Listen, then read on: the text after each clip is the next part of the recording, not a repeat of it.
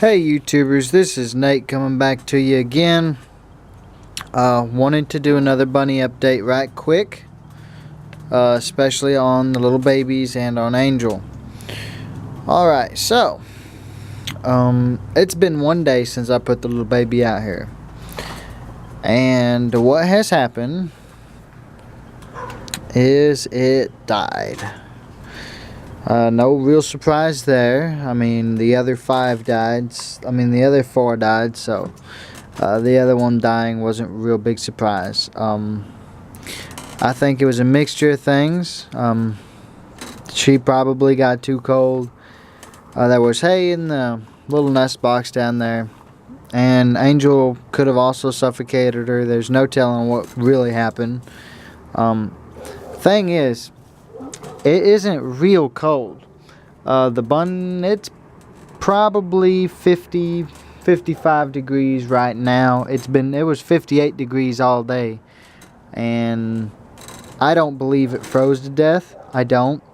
I think that she probably smothered it, and it was just cold whenever I died, because warmth leaves the body whenever an animal dies. So I think that she probably smothered it, something to that nature, because it wasn't like it was freezing today and there was hay in the box and her body warmth. I just don't see it freezing to death. But I mean, it may have. I'm not an expert on these things, just telling you what was my opinion, especially about this. It is definitely irritating for her to have lost all 5 babies. Definitely highly irritating, and all of this could have been prevented if we wouldn't have messed with the babies. If we would have just left them down in their little bunny hole in the yard, we wouldn't have stepped through that hole. The babies might still be alive. No telling on that, really. We can what if all day, but there's no real telling about what would have happened, what could have happened. But what we can do is we can learn from our mistakes and we can move on. Yes, we've lost 5 rabbits, but I learned about a very important lesson. Rabbits should not be having bunny burrows in the yard where they have their young, where we are trafficking at, where we are moving around, where we're walking, things like that. So what I have decided to do is, let me go ahead and show you. You may have seen this on some of my other videos. I haven't really introduced it to you guys yet. I've been doing a couple experiments with some of the bunnies I bought that weren't the New Zealand whites. So here's the thing. I've got this colony pen right here, and it's about 8 o'clock at night. That's why I've got this little light right here. But I've got these New Zealand whites in here. These little babies, they were Angel's first litter. Now the females did not like them at all whenever we put them in there together. Of course they didn't like them, I mean, it's females coming into other females' territories. All those are females, by the way. And as you can see, they're not getting along too well. But that's all part of them establishing the territorial sense.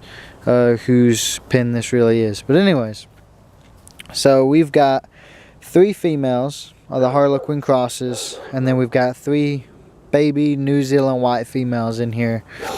What I'm going to end up doing, this pen is 8 foot by 8 foot, and I've got 2 bucks in this pen too, but not New Zealand white bucks.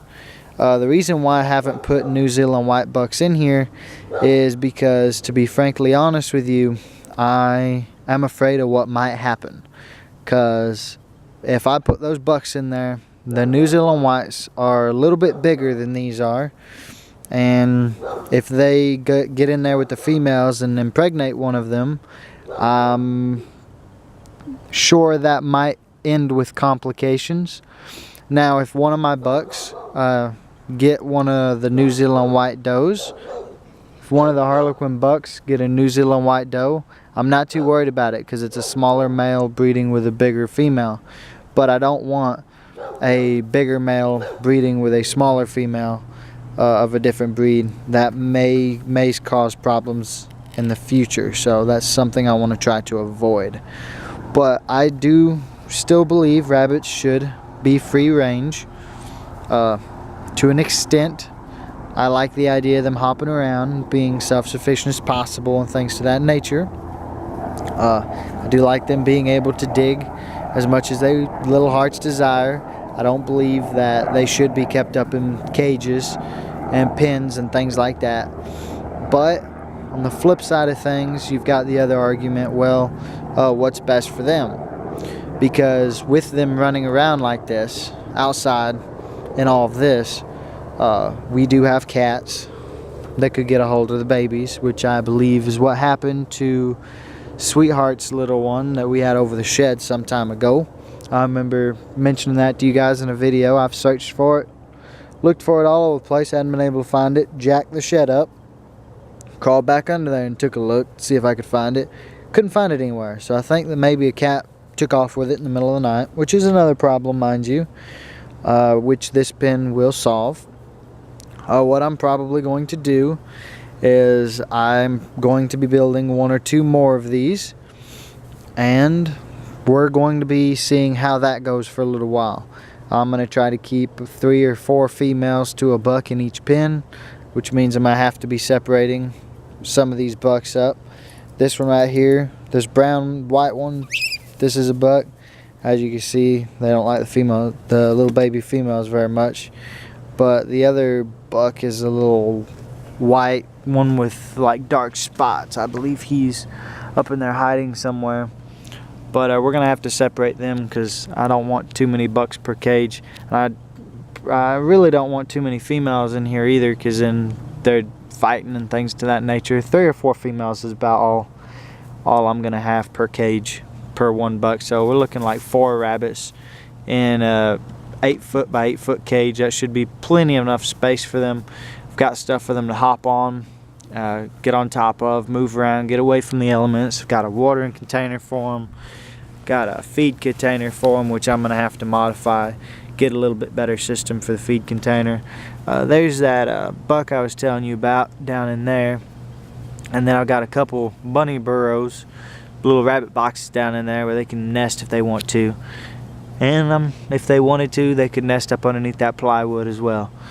But what I've been doing here is a deep bedding method with the straw. So basically what that is, just quick rundown on it.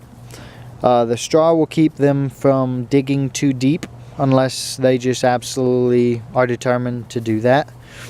And even if they do, once you lay more straw down, it kind of covers the holes up, and as the straw decomposes and things like that, it fills the holes and gives them something soft to run on, and it gives them something to nibble on. Good nesting material, things to that nature as well. See, I come in to check it out. I come in here about every day. They've been in this setup for probably, the little baby bunnies have been in here maybe 2 or 3 days, but the other females have been in here probably 2 or 3 weeks now, something like that.